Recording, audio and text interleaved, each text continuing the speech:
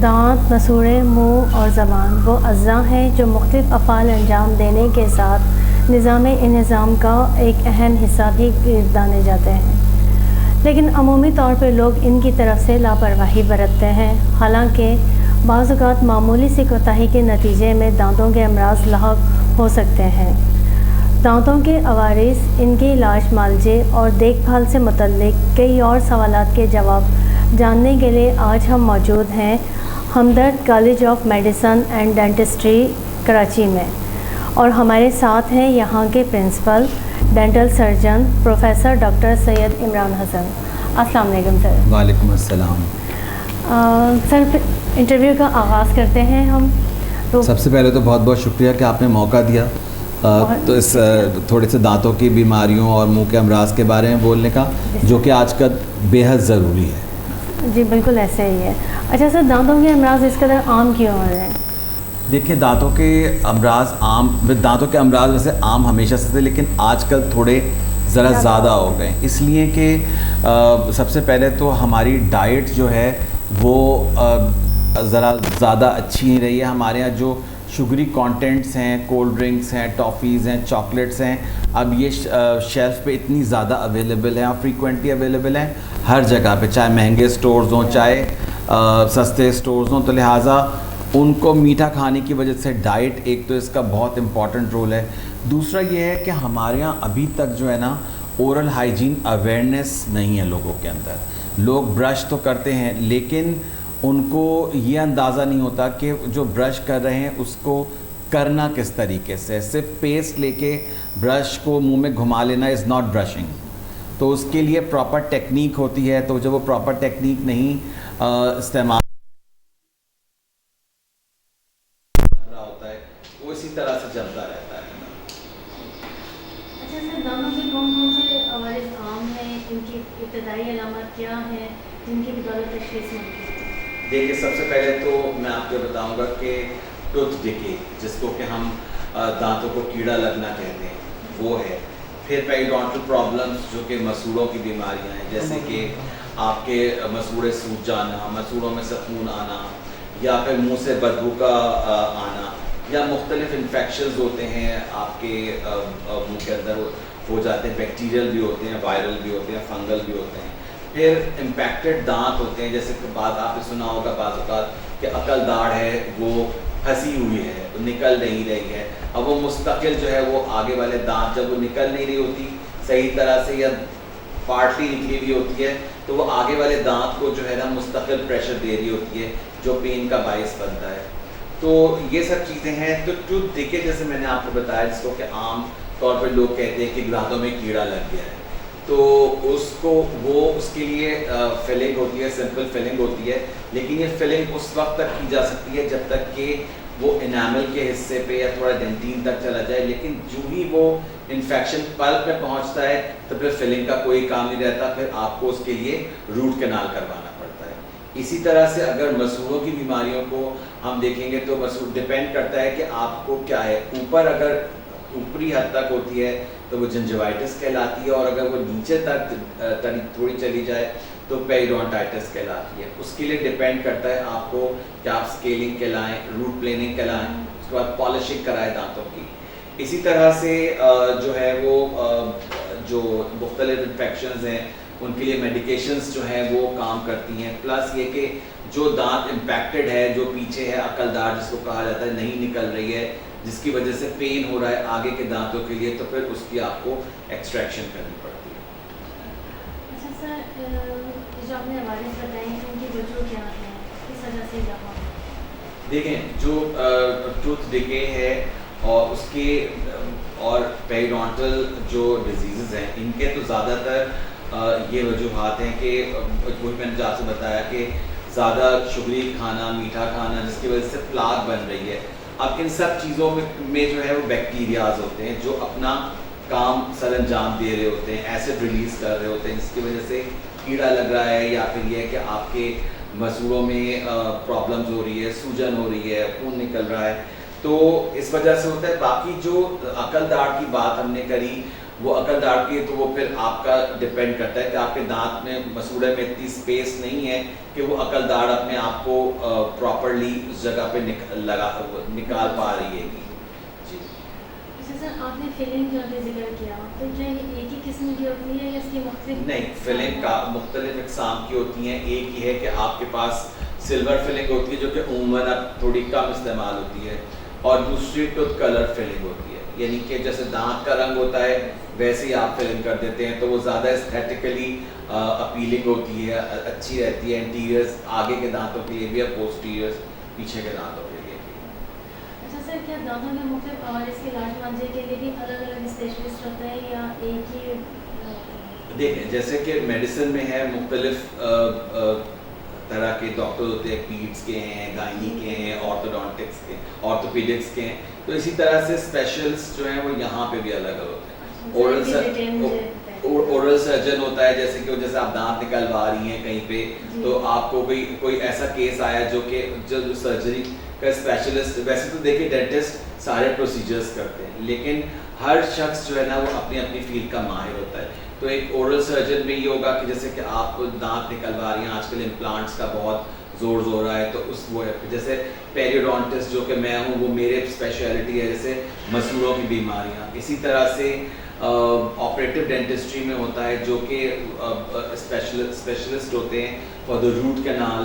प्रोस्टोडोंटिक्स में ये होता है जहाँ पे के स्पेशलिस्ट होते हैं जो कि डेंचर्स वगैरह बनाते हैं, क्राउन एंड ब्रिज बनाते हैं। फिर ऑर्थोडोंटिस्ट होते हैं जो कि ये ब्रेसेस वगैरह का काम करते हैं, विच इज़ वेरी टेक्निकल। तो इस तरह से तमाम फील्ड्स के जो है वो आपको डॉक्टर्स मिलेंगे। ख़ास तौर पे ये सारे डॉक्टर्स आपको टीचिंग ऑर्गेनाइजेशंस में ज़्यादा मिलेंगे। वैसे तो डेंटिस्ट अपने एक क्लिनिक खोल के उसमें भी सारे काम कर सकता है, लेकिन ये है कि हाँ, अगर मैं ही समझता हूँ कि आप किसी काम में अभी भी आपको थोड़ा सा डाउट है, तो आई थिंक इट्स बेटर कि आप खुद करें, send it to the concern specialist. अच्छा सर, हम ज़रा माजी में देखें तो डेंटिस्ट के हवाले से इतनी ज़्यादा फील्ड्स नज़र नहीं आ रही हैं, क्या ये सही है या अब ज़्यादा इसलिए मुस्तकबिल इसका रोशन है?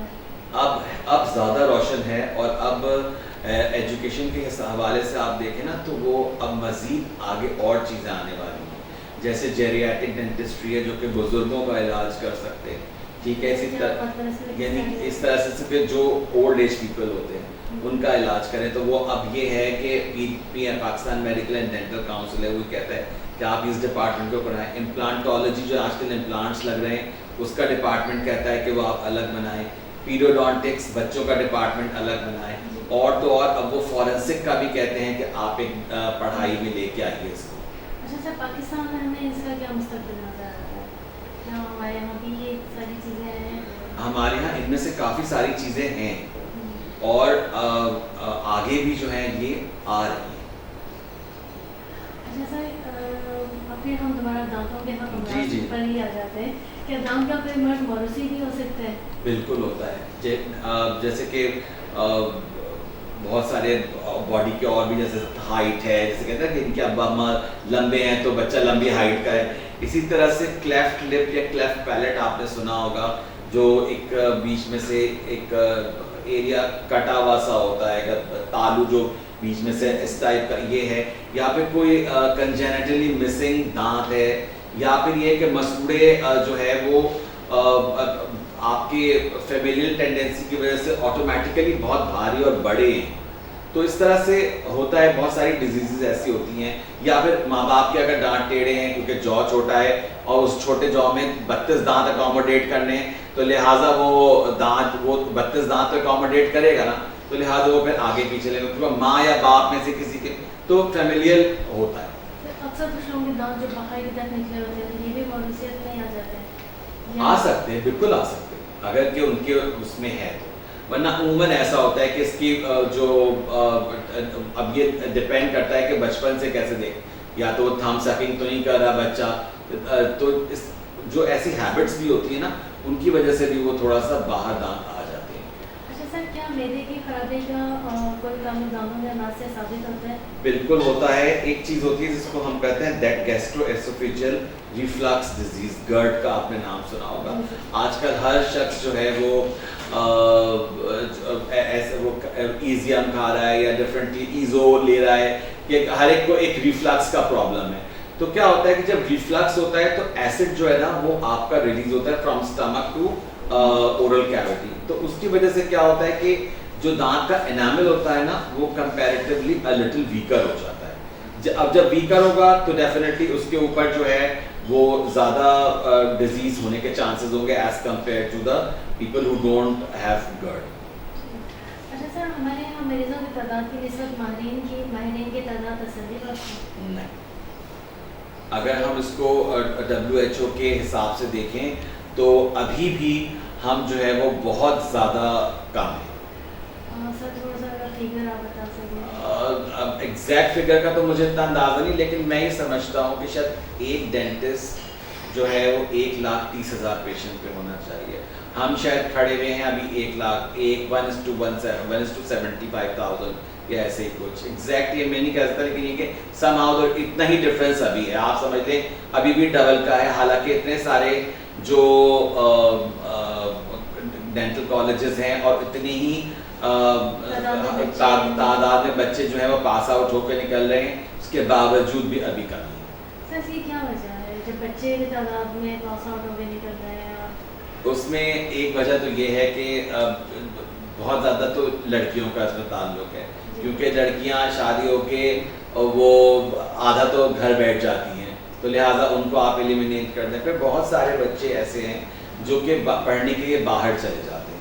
बाहर जाने के बाद तो डेफिनेटली फिर ये होता है कि बहुत कम तादाद ऐसी होती है जो कि बैक टू द कंट्री आती है। अदरवाइज क्या होता है कि वो फिर वहीं स्टे कर जाते हैं। तो लिहाजा आपके पास जो वैसे ही कमी है तो मज़ीद वो कमी और हो जाती है, तो फिर अगले साल भी वही रिपीट हो रहा होता है। अच्छा सर, ये बहस तो काफ़ी अरसे से होती आ रही है कि लड़कियां जो हैं वो डॉक्टर बनती हैं, डॉक्टर बनने के बाद शादी हो गई और घरदारी में वो हो गई, कोई प्रैक्टिस नहीं, कोई कुछ नहीं। तो सर जो बहस काफ़ी अरसे से चली आ रही है, आज तक उसका कोई सोल्यूशन भी नहीं ठोस उसमें निकाला गया।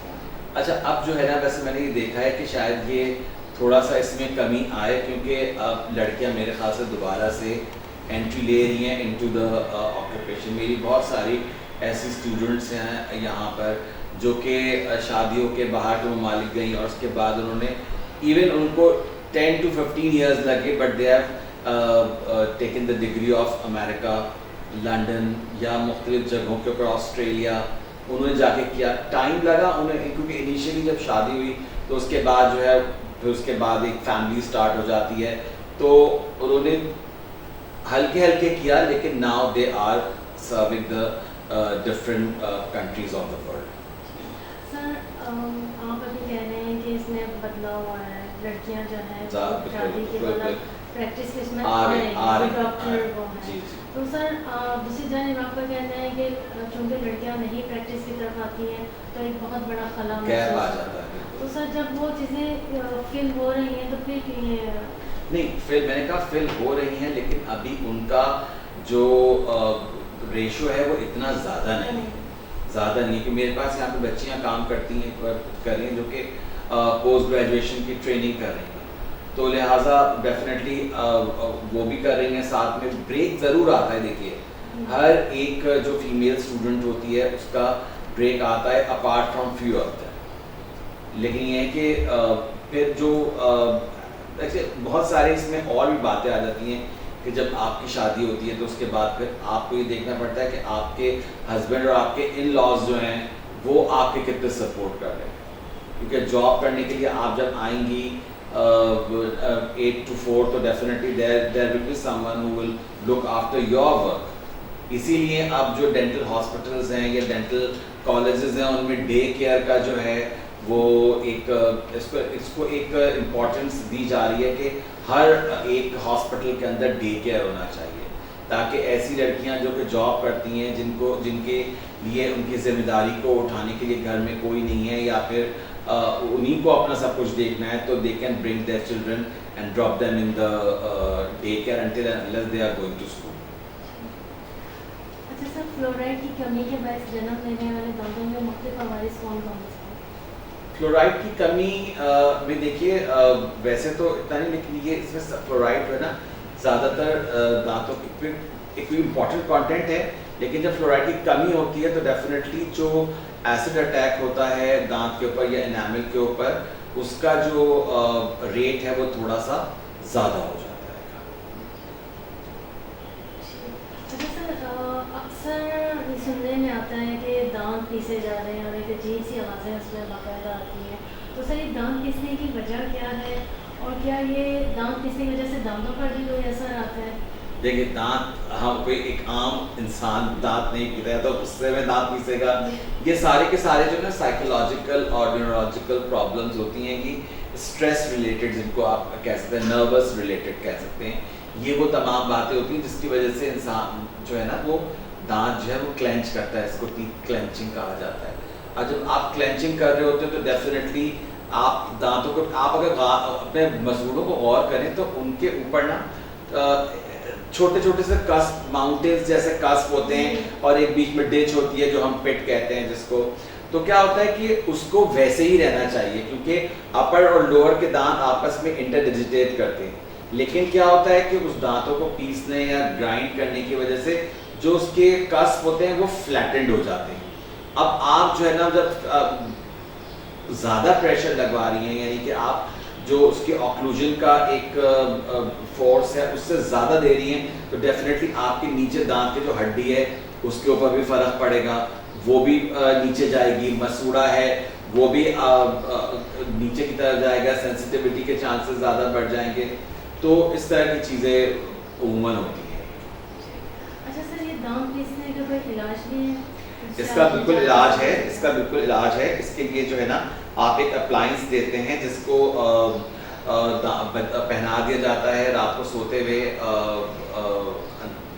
आप समझ लें कि दांतों की शेप का अप्लायंस होता है जो कि अपर और लोअर दोनों जगह आपको पहना दिया जाता है, नाइट गार्ड कहा जाता है उसको, तो वो जब आपस में पहन लेंगे तो फिर दांत आपस में ना मिलते नहीं।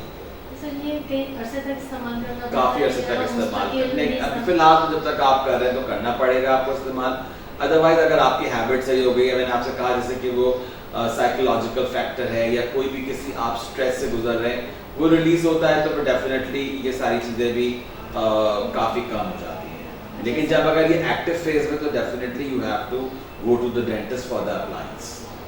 सर ये कम उम्र में भी शिकायत हो सकती है? किसी भी उम्र में हो सकती है, उम्र कम उम्र में तो कम ही होगी इस वजह से कि उसमें थोड़ा गुस्सा आता है, बेपरवाही की उम्र होती है, लेकिन ये कि लेकिन बहरहाल किसी भी एज में हो सकता है, लेकिन दैट डिपेंड्स, लेकिन ये कि उम्र ज़्यादातर बढ़े। अच्छा सर, रूट कैनाल थेरेपी क्यों दी जाती है? अच्छा देखिए, मैंने आपको जैसे पहले बताया था कि दांतों में कीड़ा लग गया, ठीक है, अब वो मैंने आपको ये कहा कि जब कीड़ा ऊपर कैविटी हो गई है और वो आपके ऊपर तक है, जहाँ तक कि आप फिलिंग कर सकते हैं उसकी, तो उस हद तक फिलिंग काम करेगी, लेकिन जैसे ही वो थोड़ी सी भी डीप होगी तो वो और चली जाएगी पल्प के अंदर। पल्प जो है ना उसके अंदर होती हैं ब्लड वेसल्स एंड नर्व्स, जब हम कहते हैं दांत में दर्द हो रहा है तो वो नर्व्स जब वहाँ की आप समझने के सेंसिटिव हो जाती हैं तो उसकी वजह से जो है ना फिर प्रॉब्लम शुरू हो जाती है। तो रूट कैनाल में क्या किया जाता है कि उसको दांत को आप समझते हैं एक तरह से खोल कर और उसकी जितनी भी नसें और ब्लड वेसल्स हैं, नर्व्स एंड ब्लड वेसल्स, उसको निकाल दिया जाता है और उसकी जगह पर जो है एक जो फिलिंग मटेरियल होता है रूट का वो भर दिया जाता है, और भरने के बाद ऊपर दांत के ऊपर उसका दांत का फिलिंग मटेरियल भर दिया जाता है, और उसके बाद एक रिकमेंडेशन ये होती है कि उसके ऊपर क्राउन, यानी कि जिसको हम आम लफ्ज़ों में कैप कहते हैं, वो आप लगवाएं, ताकि अगर आपने इतना सारा नीचे काम करवाए, क्योंकि वो दांत जो है ना रूट कैनाल वालों को बड़ा ब्रिटल हो जाता है, तो लिहाजा उसको सेव करने के लिए आपको उसके ऊपर क्राउन लगाना बेहद ज़रूरी है। अगर नहीं लगाएंगे तो उसका टूटने का खतरा ज़्यादा है, प्लस ये कि वरना फिर आप दांत निकलवाएं, दूसरी जगह आप आर्टिफिशियल दांत लगवाएं या इम्प्लांट लगवाएं, तो वो प्रोसेस फिर मज़ीद आपका आगे चला जाता है। अच्छा सर, पाकिस्तान में पेडियाट्रिक्स डेंटिस्ट्री से मुताल्लिक कुछ बताएं। पीडियाट्रिक डेंटिस्ट्री देखें, अगेन वही मैं आपको बता रहा हूँ, जैसे कि हमारा भी पीएमडीसी ने कहा है कि पीडियाट्रिक डेंटिस्ट्री का डिपार्टमेंट भी हर जगह होना चाहिए। तो पीडियाट्रिक डेंटिस्ट्री के लिए ऐसा है कि हमने भी आजकल अपना स्टार्ट किया हुआ है डिपार्टमेंट। ये डिपार्टमेंट जो होता है ना, ख़ास तौर पे बच्चों के लिए होता है, ठीक है। बच्चों के लिए डिपार्टमेंट होता है जिसमें कि बच्चों उसको डिज़ाइन ऐसे किया जाता है कि उसका कंफर्ट लेवल ऐसा हो कि बच्चे आगे, क्योंकि डेंटिस्ट के पास जाना और डेंटिस्ट की चेयर पर बैठना बच्चों के लिए तो बहुत ही एक हॉरिफाइंग होता है। तो उससे बचने के लिए कोशिश ये की जाती है कि ऐसा डिपार्टमेंट बनाया जाए जिसमें कि तमाम चीज़ें ऐसी हों जो कि बच्चों को अट्रैक्ट करें, और फिर उसके बाद जो है उसी अट्रैक्शन में बात करते करते सब करते करते और बच्चों का इलाज है, वो बच्चा उस जगह पे जाके तैयार हो अपना मुंह खोलने के लिए। तो लिहाजा ये डिपार्टमेंट ऐसा है जिसमें कि बच्चे जाएं वहाँ पर और खुशी खुशी अपना डेंटल ट्रीटमेंट कराएं और अपने घर आ जाएं। उमूमन ऐसा होता है क्योंकि एक्चुअली पता है ये ख़ास तौर पे एक फील्ड है जिसके लिए लोग पढ़ते हैं। पीरियोडोंटिक्स का एक सब्जेक्ट भी है और स्पेशलिस्ट भी होते हैं इसके, जो कि पोस्ट ग्रेजुएशन करते ही बच्चों के डेंटिस्ट्री की फील्ड में, क्योंकि बच्चों के लिए बच्चों का मुंह खुलवाना और उनके मुंह में एक मामूली से फिलिंग करना भी, कम से कम आप 4 बड़ों की फिलिंग कर लेंगी तो एक बच्चे की भी फिलिंग नहीं कर पाएंगे, क्योंकि बच्चों के साथ फ्रेंडशिप करना, उनका मुंह खुलवाना, उनका मुंह में काम करना, this is really very difficult. उमूमन फिर क्या करते हैं, फिर लोगों को जब ज़्यादा एक्सटेंसिव ट्रीटमेंट करने पड़ते हैं तो वो कहते हैं कि बच्चों को हम इसमें तो कर नहीं रहे, तो लिहाजा जनरल एनेस्थीसिया लेके सुलाना पड़ेगा, और फिर मुंह में सब कुछ कर के अगर 3-4 फिलिंग्स हैं, एक्सट्रैक्शंस हैं, वो करवा के और फारिग करें। तो बस एक है थोड़ा सा, लेकिन ये कि it's a very challenging field. अच्छा सर, पाकिस्तान में कितने पेडियाट्रिस्ट डेंटिस्ट हैं?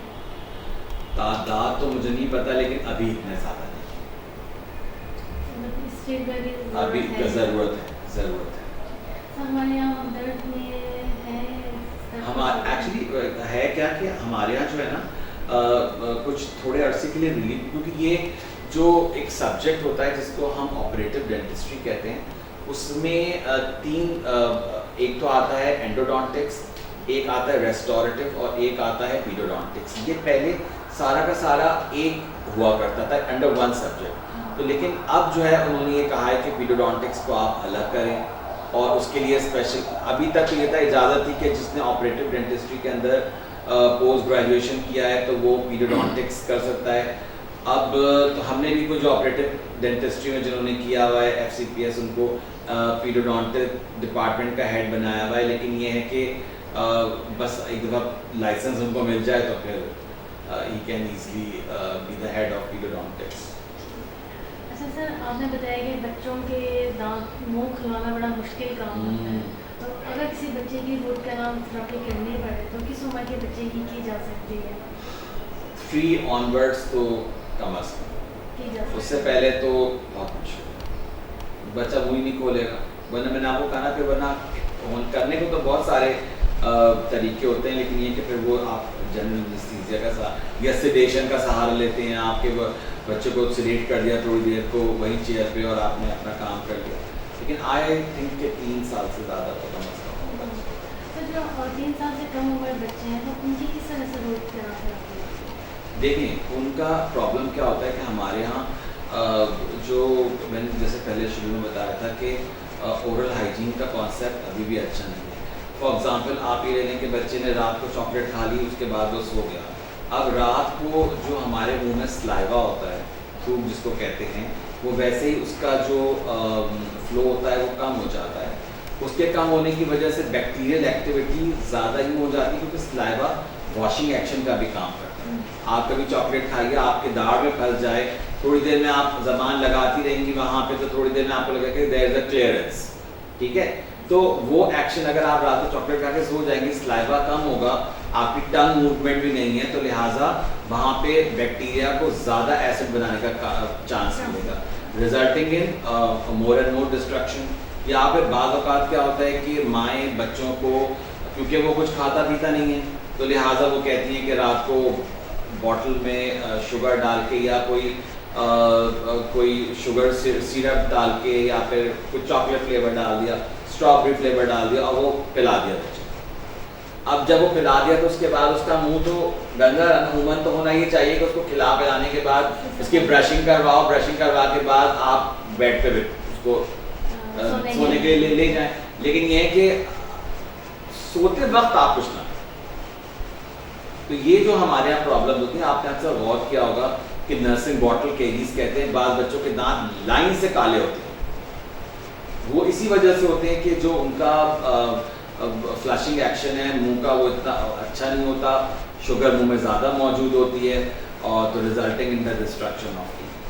जो दांत काले पड़ जाते हैं बच्चों के, ये क्या सही हो सकते हैं या इतने छोटे बच्चों के बहुत मुश्किल होता है। फिर हम इंतज़ार करते हैं कि या तो क्या होता है कि वो फिर वक्त से पहले देखें, पहला दांत जो टेम्परेरी जो मिल्क टीथ होता है, इसको डेसिडुअल टीथ कहते हैं, वो आता है अराउंड 6 मंथ्स, ठीक है। अब आपने उसको रखना है 6 साल तक, तो आप सोचिए कि कितनी केयर करनी पड़ेगी। अगर आप रात को बॉटल पिला भी रहे हैं और आपने उसमें कम शुगर भी डाली है, तो आई रेकमेंड कि आप उसके बाद ना थोड़ा सा एक सादे पानी की बॉटल मुंह में और लगा दें। एटलीस्ट वो जो सादा पानी होगा, जो भी वो शुगरी कंटेंट या मिल्क कंटेंट है, उसको फ्लश आउट कर देगा बच्चे के मुंह से। एक बात। दूसरी बात ये कि यहाँ तक हम रेकमेंड करते हैं कि जब बच्चे का पहला दांत निकल आए तो माँ को ये चाहिए कि म्यूसलिन क्लॉथ जो मलमल का कपड़ा होता है उसमें तो उसको गीला करके थोड़ा सा ऐसे ही साफ कर दे, बिकॉज ब्रशिंग तो नहीं कर सकता बच्चा, वो कैसे टूथपेस्ट को बाहर फेंकेगा, तो लिहाजा आप इस तरह से साफ करें। तो ये यहाँ पे थोड़ा सा ना पेरेंट्स का बड़ा रोल आ जाता है। इवन ये काफ़ी बड़े हो जाते हैं बच्चे, उसके बावजूद पेरेंट्स को जो है ना रेस्ट रूम में साथ खड़ा होना पड़ता है कि आया कि उसने ब्रश किया है रात को कि नहीं, और इसी तरह से सुबह का है। तो ये 2 टाइम अगर ब्रशिंग आप अच्छी करा देंगे बच्चे को, और ये खाने पीने का जो मैंने आपको बताया ख्याल रखेंगे, nothing after going to bed, तो ये प्रॉब्लम्स जो हैं ये कम हो जाएंगी। वरना होता क्या है कि प्री मैच्योर जो है ना दांत फिर निकल जाता है, जब इतनी ज़्यादा प्रॉब्लम होती है, रूट कैनाल आप कर नहीं सकते, उसका कुछ ज़्यादा ट्रीटमेंट ऑप्शंस आपके पास नहीं है, तो उमूमन क्या होता है फिर जो डेंटिस्ट है वो दांत निकाल देते हैं। अगर इतना पेन हो रहा है, आपने एंटीबायोटिक आज दे दी, थोड़े दिन बाद फिर पेन होने लगा, फिर आप एंटीबायोटिक देंगे, पेन किलर देंगे, तो जब वो दांत निकल जाता है, एक्चुअली होता क्या है कि उमूमन ऐसा देखा गया है कि जब दांत निकलता है, जब आप देखें ना जो प्राइमरी दांत निकलता है, तो वो जब उसमें निकलता है तो आपको सिर्फ उसका क्राउन का पार्ट नजर आएगा, आपको उम्र में रूट नजर नहीं आती, क्योंकि पीछे वाला दांत जो है ना आ रहा होता है जब परमानेंट, तो उसको वो नीचे कर रहा होता है, तो वो हिलता रहता है टाइम, हम हाथ ही लगाते हैं, वो हाथ में आ जाता है, और उसके 2-4 रोज बाद परमानेंट दांत उसकी जगह नजर आ रहा होता है। तो लिहाजा क्या होता है कि अगर प्री मैच्योरली दांत निकल गया या निकालना पड़ गया, तो फिर वहाँ पे एक विंडो सी बन जाती है, जो कि एस्थेटिकली भी अच्छी नहीं है, स्पीच में भी प्रॉब्लम करेगी, खाने में भी प्रॉब्लम होगी उसको, जब दांत ही नहीं होंगे तो। अब इतना छोटा सा बेबी डेंचर तो नहीं लगा सकते उसके। अच्छा सर, बच्चों में ऑर्थोडेंटिक की सिफारिश क्यों की जाती है? किस चीज़ की? ऑर्थोडेंटिक ट्रीटमेंट की। ऑर्थोडोंटिक ट्रीटमेंट देखिए, वो ट्रीटमेंट वो जो जिन बच्चों के दांत जो है वो आगे पीछे होते हैं, अब आइदर वो किसी भी रीज़न से हो सकते हैं, या तो इनहेरिट किया होता है माँ बाप से, या फिर ये है कि उनके थंब सकिंग की वजह से हो जाते हैं, या फिर जो ये इसको पेसिफायर्स कहते हैं वो बच्चे पीते हैं, तो बहुत सारी वजूहात होती हैं उसकी भी कि जिसकी वजह से आगे पीछे एक्चुअली इसलिए किया जाता है, एक तो दांत स्ट्रेट और अलाइंड हो जाएं, एस्थेटिकली वो शक्ल अच्छी लगने लगती है, एक बात। दूसरी बात, ये ओरल हाइजीन जो है ना वो बहुत आराम से होगी। अगर दांत आगे पीछे हैं और आप ब्रशिंग कर रही हैं, तो हर ब्रश का हर टेढ़े दांत का एंगल आपको डिफरेंट लेना पड़ेगा बनिस्बत इसके कि जो दांत सीधे हैं। सेल्फ कॉन्फिडेंस मिलता है, जो फंक्शंस हैं चूइंग के वो सबके वो अच्छे हो जाते हैं, तो लिहाजा इस वजह से रिकमेंडेशन ज़्यादा ज़रूरी है। अच्छा सर, हमारे माशरे में ये एक तस्वुर आना है कि बच्चे जब दांत निकाल रहे होते हैं तो उन्हें ज़बान फेरने से मना किया जाता है, बेटा ज़बान ना फेरो, टेढ़े निकल आएंगे, तो क्या सर इसमें कोई सदाकत है?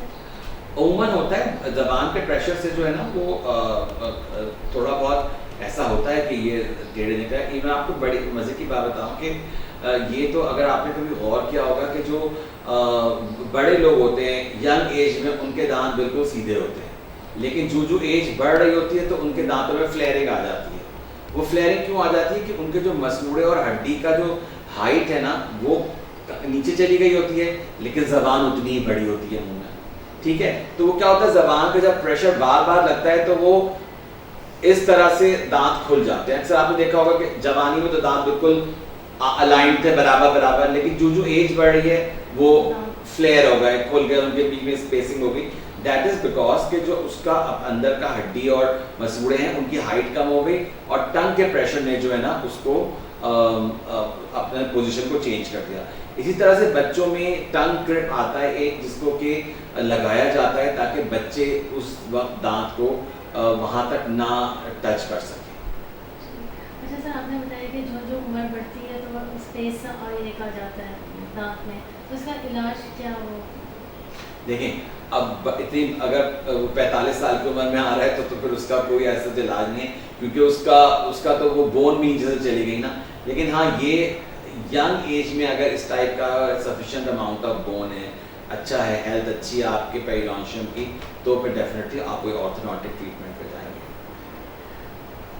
अच्छा सर, ये चीज़ तो आप मुझे बता ही चुके हैं कि बच्चों के दांत ज़्यादा चॉकलेट्स और सब चीज़ें खाने से हो रहे हैं, लेकिन अब इतने ज़्यादा किस वजह से होते हैं?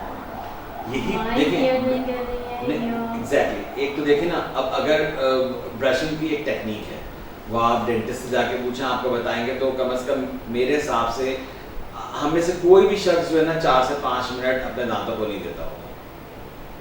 हार्डली 1 मिनट में भी सब लोग ब्रश करके निकल आते हैं।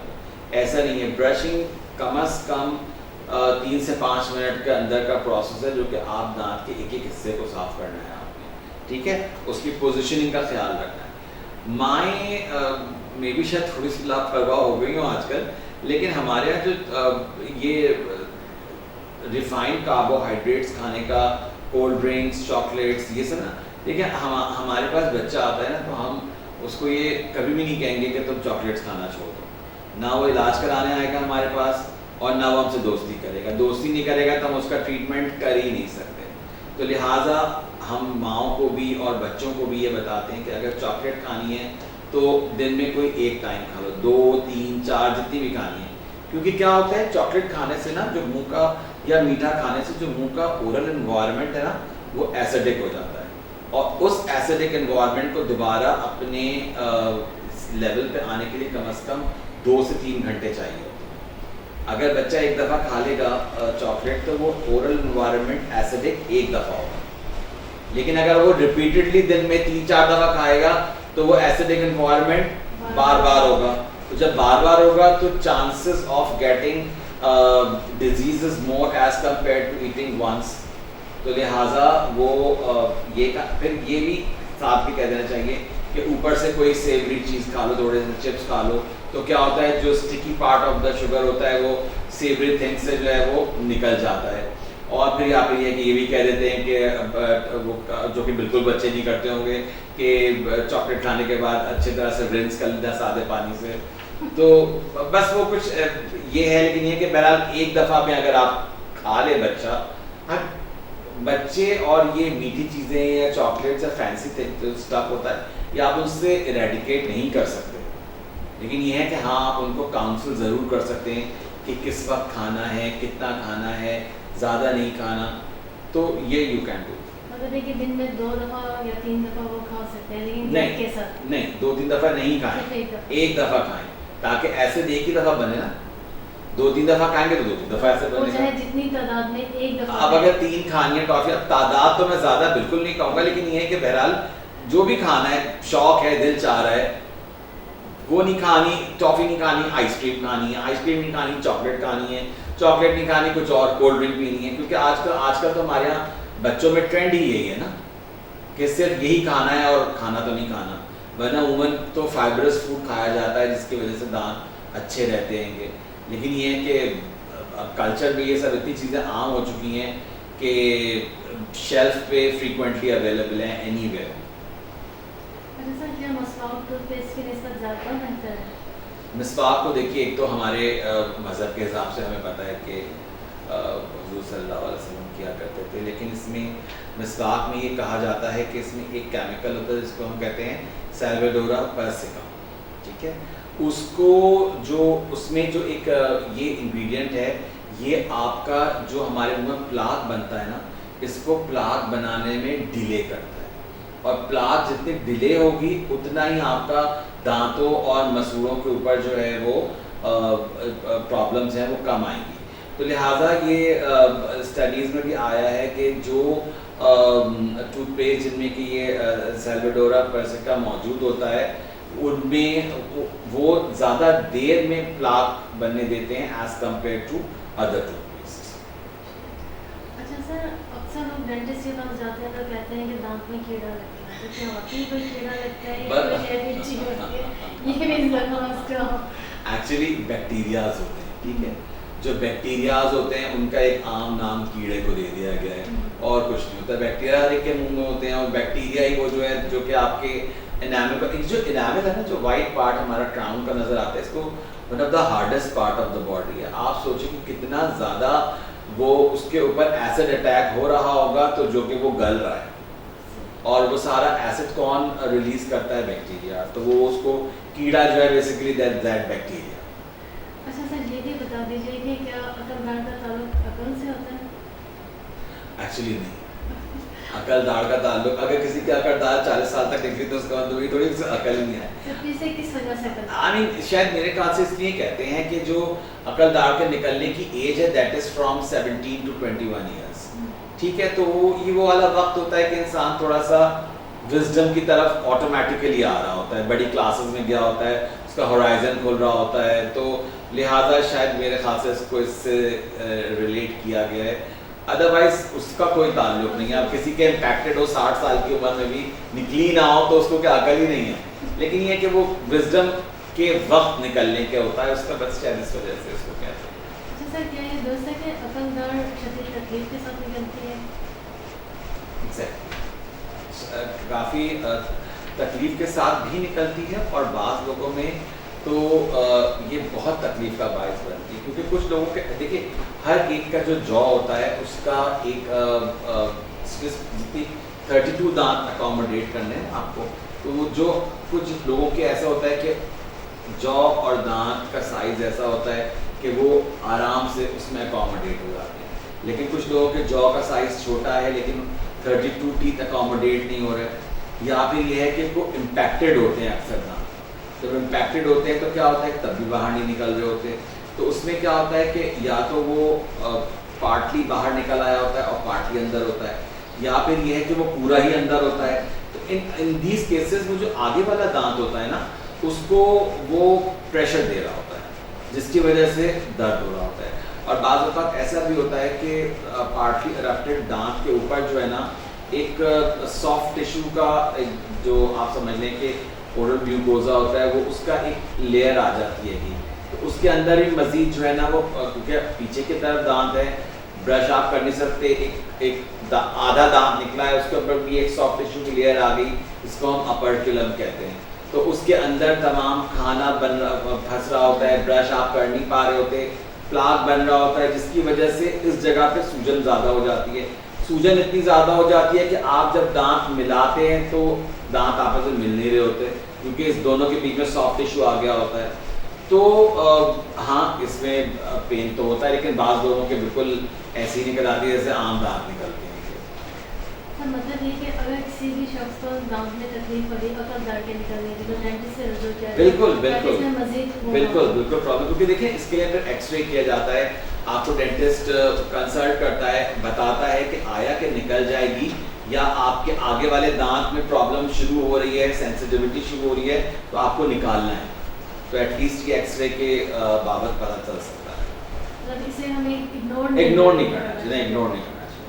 अच्छा सर, क्या दांत है जो दर्द है अमूमन रात के वक्त शिद्दत क्या कर रहे हैं, और अक्सर घरों में जिलेबी टूट के इस्तेमाल करके, तो क्या सर इनसे कोई फ़ायदा होता है? और ये दर्द हमेशा रात में ही क्यों होता है? दर्द की रात को ये है कि जब हम लेटते हैं तो हमारा ज़्यादातर जो ब्लड फ्लो होता है वो हमारे हेड की तरफ जाता है। जैसे हम जाग रहे हैं, बैठे हुए हैं, तो हेड की तरफ नहीं जाता। तो उमूमन जब वो ब्लड फ्लो वहाँ जाता है तो वो एक प्रेशर क्रिएट करता है, जिससे कि पेन जो है वो ज़्यादा एग्रीगेट हो जाता है as compare to the day time. अब उस वक्त कोई इलाज नहीं होता तो उमूमन लोग जो है जैसे लौंग रख लेते हैं, तो लौंग से जो है वो थोड़ा सा फ़ायदा हो जाता है। वो इसलिए कि लौंग जो है वो कंटेन करती है यूजनॉल।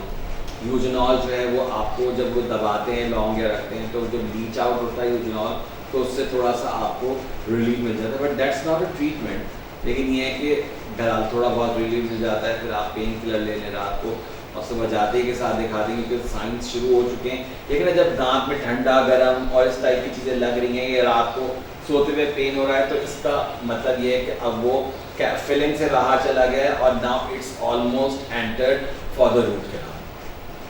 दांतों की हसासियत बढ़ जाती है, बिल्कुल बिल्कुल, ठंडा गर्म लगने लगता है, पेन होने लगता है, इस तरह से। अच्छा सर, आप कौन सा टूथपेस्ट या ब्रश यूज़ करेंगे और ब्रश करने का आइडियल वक्त कौन सा है? और सर अभी आपने 2-3 दफ़ा लफ्ज़ इस्तेमाल किया कि ब्रश करने का तरीका होता है, तो अगर ये तरीका भी आप बताएं। मैं अभी उसको मैं ज़रूर बताऊंगा। तो सबसे पहले तो आप उसका देखें, वैसे तो soft to medium brush bristles जो होते हैं उनको आई रिकमेंड है, ठीक है। और ये भी है कि इसका ख्याल रखें कि आपको 3 महीने के अंदर अंदर अपना ब्रश चेंज कर लेना है। उसकी 2-3 इंडिकेशंस होती हैं।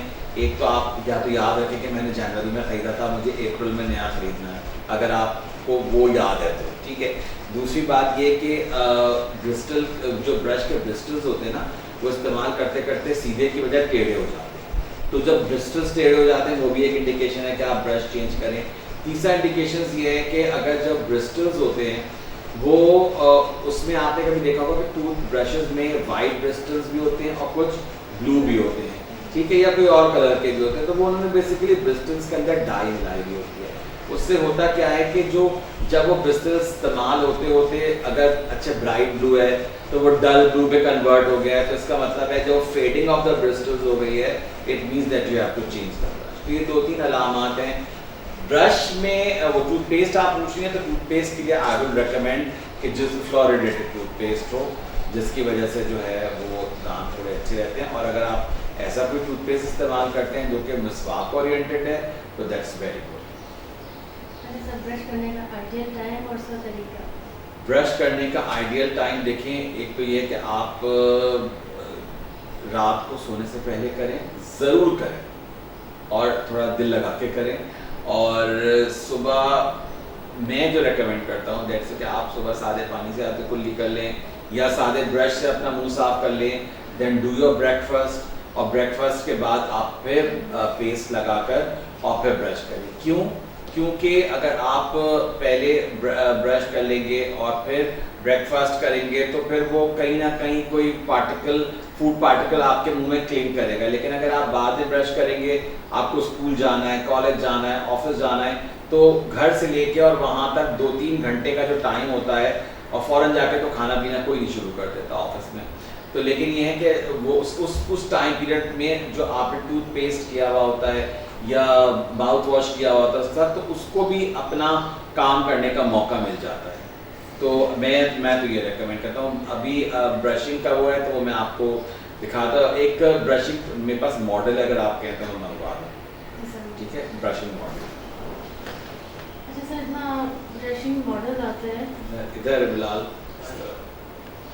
इतना ब्रशिंग मॉडल आते हैं, तो हम एक और सवाल आपसे पूछेंगे, जैसे बार-बार स्केलिंग करवाना दांतों के लिए फ़ायदेमंद है, नुकसान? देखें, स्केलिंग एक प्रोसीजर होता है जिसमें कि हम आपके जो मुंह में प्लाक और टाटर होता है उसको हम निकालते हैं, ठीक है। अब क्या होता है, आप ब्रशिंग कर रही हैं, आप हमारे पास पेशेंट्स आते हैं वो कहते हैं कि हम दिन में 3 टाइम ब्रश करते हैं, और जब हम उनका मुंह खोल के देखते हैं तो हमें ये एहसास होता है कि उन्होंने 3 महीने में भी एक बार ब्रश नहीं किया होगा। क्योंकि यू कैन नॉट से पेशेंट कि आपने ब्रश नहीं किया, पेशेंट इज राइट, लेकिन पेशेंट की जो टेक्निक है ब्रशिंग की वो सही नहीं है, वो प्लाक को रिमूव नहीं कर रही है, जिसकी वजह से ये प्रॉब्लम हो रही है। तो लिहाजा जो ऐसे प्रॉब्लम्स या ऐसे प्लाक या टाटर या कैलकुलस जिसको हम कहा कहते हैं, जो कि पेशेंट घर में खुद नहीं निकाल सकता, उसके लिए तो डेफिनेटली रेकमेंड किया जाता है कि आप डेंटिस्ट के पास जाएं और निकालें। बाहर के ममालिक में तो ये कहते हैं कि आप एवरी 6 मंथ बाद स्केलिंग कराएं। इससे दांत कमज़ोर नहीं होते।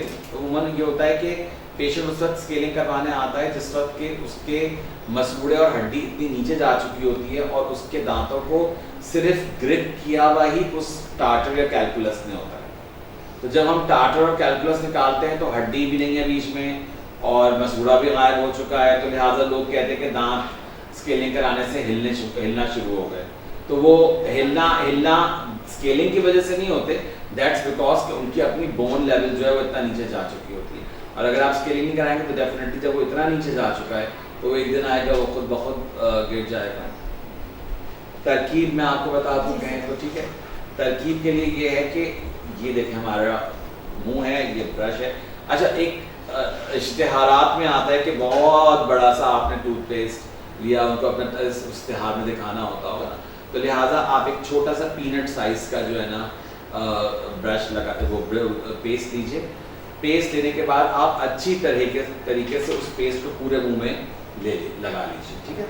अब आप या तो आगे से शुरू करेंगे यहाँ से या पीछे से शुरू करेंगे, कहीं से भी शुरू करें, वो आपकी मर्जी। आपने घूम फिर के आना, जैसे यहाँ से शुरू करेंगे, यहाँ से शुरू करेंगे तो एंड आपका यहाँ होना चाहिए, ठीक है। अब आपने ब्रिस्टल को हमेशा आप रफली रखें 45 डिग्रीज के एंगल। हम लोग क्या कर रहे होते हैं, हम यूं ब्रश कर रहे होते हैं या हम यूं ब्रश कर, अब यूं जब ब्रश करेंगे तो ऊपर के मसूड़े के ऊपर प्रेशर पड़ेगा, नीचे में नीचे पड़ेगा, या हम यूं ब्रश कर रहे होते हैं, तो दिस इज नॉट गुड, ठीक है।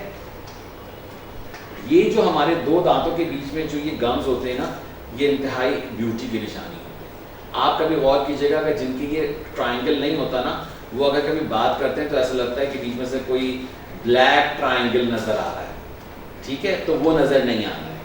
अब यहाँ पे आप यहाँ से अगर आपने शूट किया तो रफली आपने ब्रिस्टल को रखा 45 डिग्रीज के एंगल पर, बैक एंड फोर्थ किया और स्वीप अपवर्ड्स। थोड़ा फिर आप एक ही जगह को आप कम से कम 2-3 दफ़ा इस तरह से करें, फिर थोड़ा आगे गए, फिर इसको इस तरह से किया। यानी कि अगर आप 3 दांतों को ब्रश के साथ देंगी ना, तो आगे के आप 2 लेंगी, जो तीसरा दांत है इसको ओवरलैप पे रखेंगे, ताकि 3 और 3 करने के बीच में कहीं से अगर गैप में छूट गया तो प्रॉब्लम होगी। तो लिहाजा इसी तरह से बैक एंड फोर्थ, सर्कुलर और ऊपर की तरफ इस तरह से। इसी तरह से आपने क्या करना है, अंदर की तरफ करना है, अंदर की तरफ भी बैक एंड फोर्थ करके और ऊपर की तरफ। यहाँ से आप स्टार्ट होंगे, यहाँ से यूं चलेंगे और फिर ऊपर यहाँ जाएं, इस तरह से जाएं और यहाँ पे आपने आके एंड कर दिया। इसी तरह से आप शुरू ऊपर का यहाँ से करें, यहाँ से आप गए अंदर गए और इसी तरह से अंदर इस तरह से करते और यहाँ पे आके आपने एंड कर दिया। तो इस तरह से इस प्रोसीजर को आप रिपीट करें, यकीनन आप देखिएगा कि 3 से 5 मिनट का अरसा ज़रूर लग जाएगा। तो ये एक छोटा सा तरीका है जिससे कि अगर हम ब्रश करें तो हमारे मोस्ट ऑफ द एरियाज जो है वो प्लाक फ्री हो जाते हैं।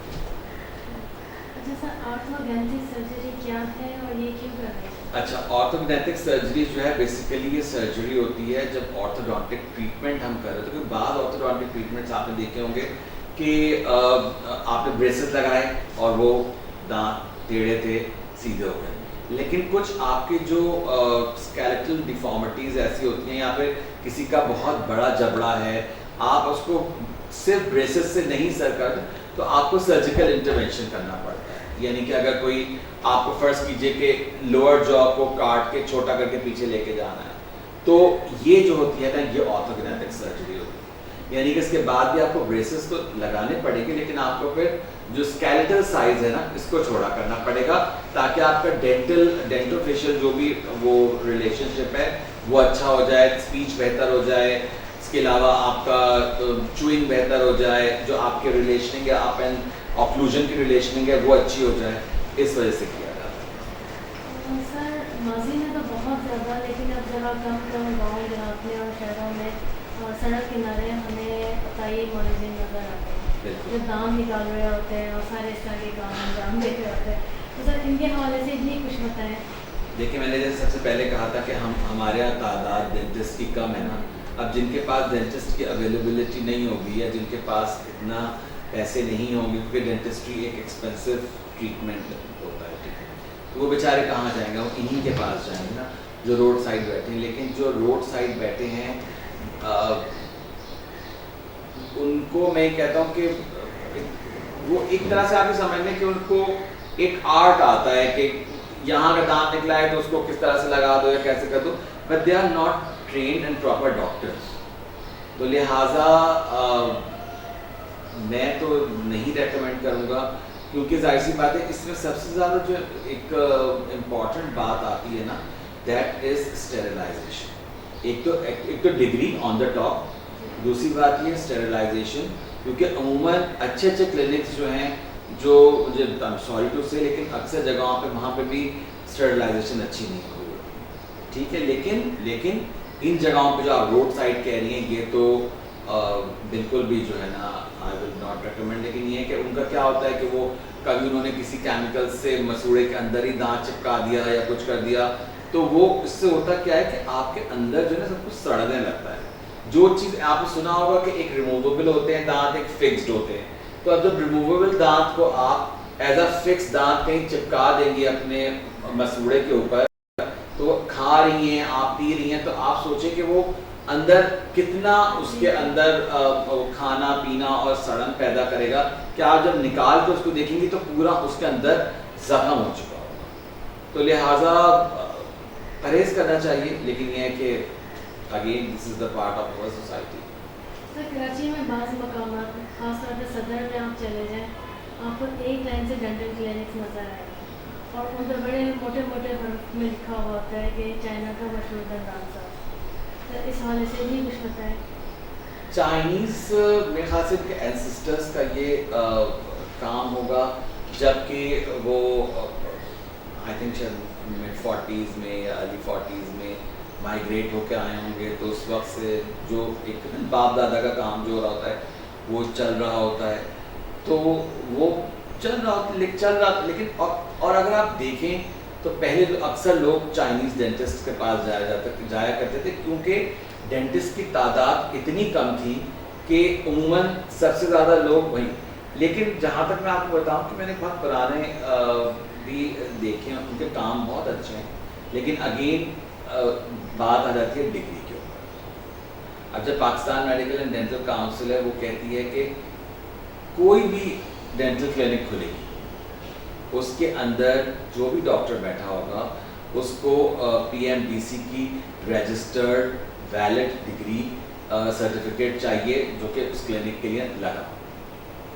तो काम करवाने के लिए अब ये मैं आपसे अगेन वाली बात हो रही है कि what is the status, how do they do sterilization, क्योंकि अब तो हर शख्स जो है ना वो काफ़ी हद तक इस बात को समझ चुका है, जब से लोगों ने इन बातों को कंडेम करना शुरू किया है, या फिर ये है कि लोगों ने आके बंद करवाना शुरू किया है कि आपके पास तो रजिस्टर्ड डेंटल सर्जन नहीं है, जो भी कुछ नहीं है।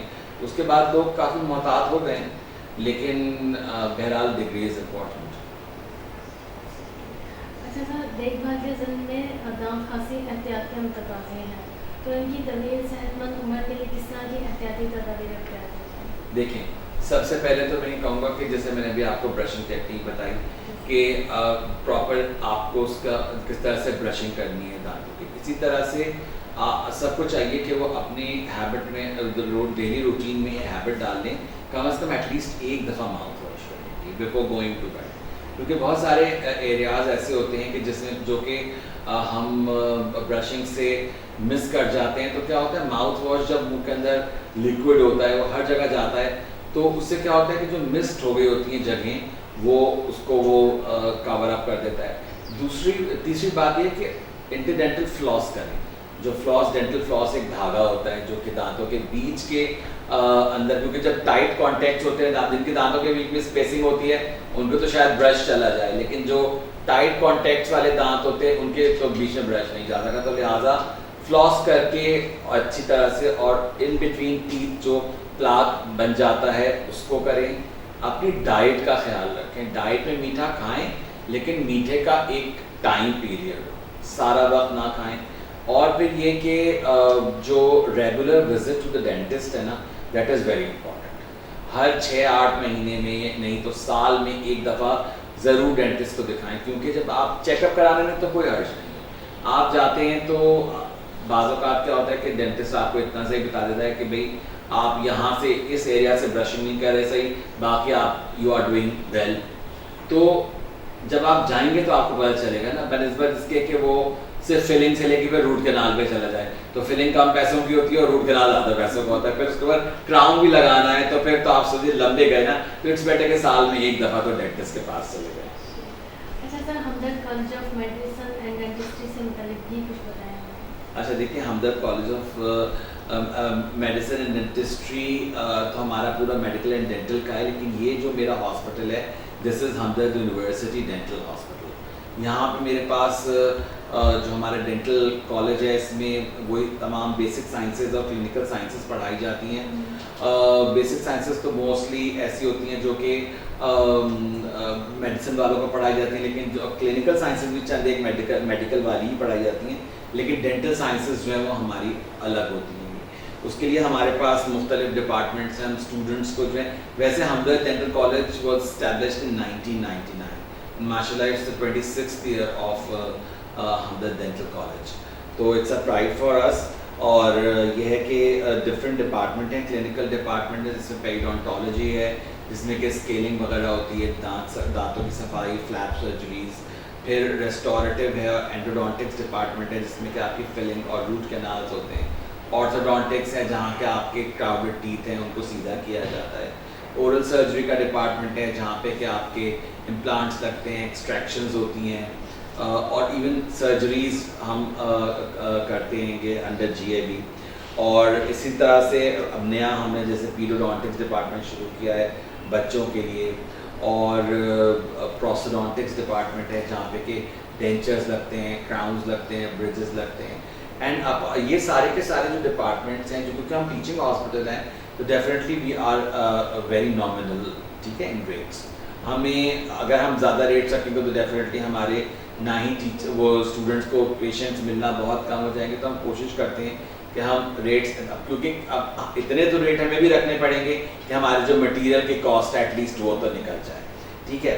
अब ये नॉमिनल रेट में होता है, इसमें स्टूडेंट्स भी काम करते हैं, फैकल्टी भी काम करती है। उन्होंने हम स्टूडेंट से काम करवाते हैं, लेकिन जहाँ पे स्टूडेंट फंस रहा होता है या फिर कोई नहीं कर पा रहा था उसके लिए हर चीज़ नहीं होती है, तो फिर इंटरवेंशन होता है आपके टीचर का। यहाँ पे कोई ऐसा केस आ जाता है जो कि beyond the level of the student होता है, तो फिर वो केस फैकल्टी करती है।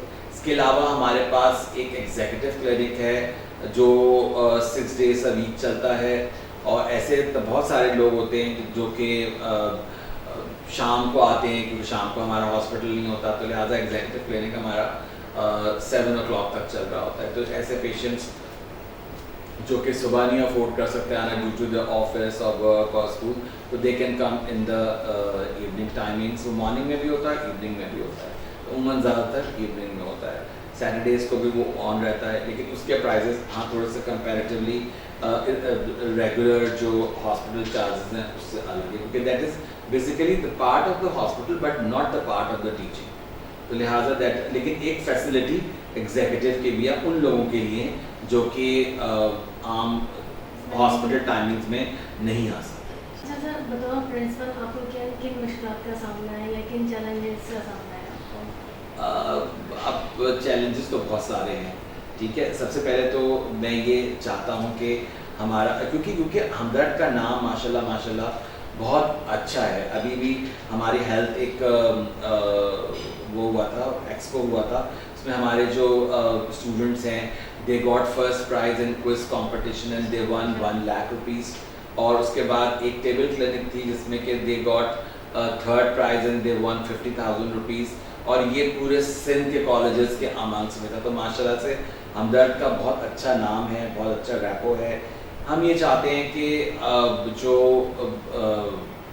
थोड़ी बहुत हर जगह हर इंस्टीट्यूट में कहीं ना कहीं कमी होती है, तो वो जो मुझे लगता है कि मुझे हमदर्द को ऐसा बनाना है जिसमें कि कोई भी आए तो उसको कोई कमी महसूस ना हो।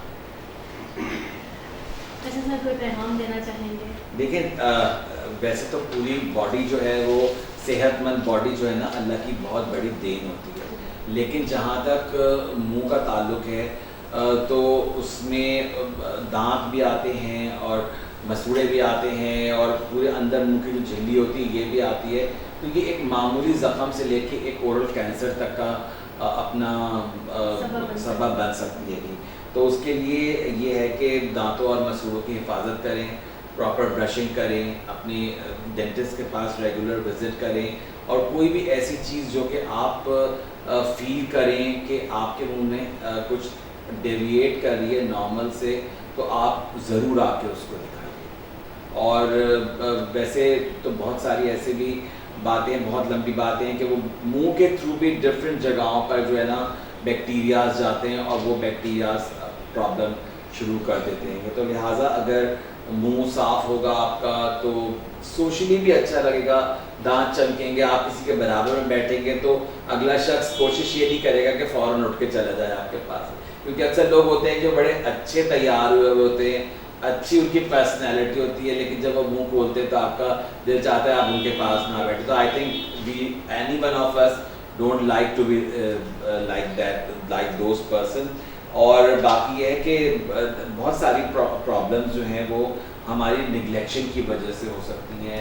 जैसे दांत में कैविटीज़ भी लग सकती हैं, मसूड़े सूज भी सकते हैं, ठंडा गर्म भी हो सकता है और मुख्तलिफ़ तरह की बातें हो सकती हैं। और एक बात और जो कि मुझे कहनी है और ये हर फोरम पे कहनी चाहिए कि जो हम ख़राब तरह की चीज़ें खाते हैं जिसमें कि टोबैको का इस्तेमाल बहुत ज़्यादा होता है और भी कई पता नहीं इंग्रेडिएंट्स के साथ वो चीज़ें बनती हैं, वो प्लीज़ अवॉइड करें क्योंकि वो आपके मुंह में कैंसर का बायस बन सकता है। ठीक है, और बस वो ज़्यादा कुछ नहीं, मैं कहता हूँ कि अगर 2 टाइम ब्रश कर लें, माउथ वॉश फ्लॉस कर लें, बस मैं कहता हूँ कि आप इतना भी अगर अपने लिए काम कर लेंगे, you will be doing more than enough.